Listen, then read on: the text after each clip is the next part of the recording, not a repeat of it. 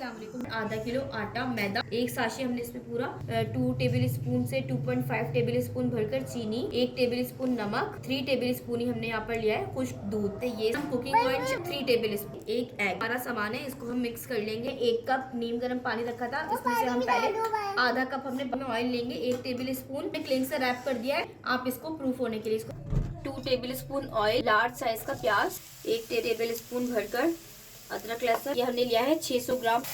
1 table spoon भुना कुटा जीरा, 1 टीस्पून भरकर नमक, 1 टेबल स्पून कुटा हुआ धनिया, हरी मिर्च 1 टीस्पून, हाफ टी स्पून हल्दी। ढक्कन लगाकर 10 मिनट के लिए छोड़ दें। जी ये देखें 10 मिनट हो चुके हैं, हम अच्छे से भुनेंगे। टोमेटो पेस्ट 2 टेबल अच्छे से भुन चुका है। देखें 1 प्याली पानी हल्की आंच पर 10 से 15 मिनट के लिए कुक होने के लिए रखा है।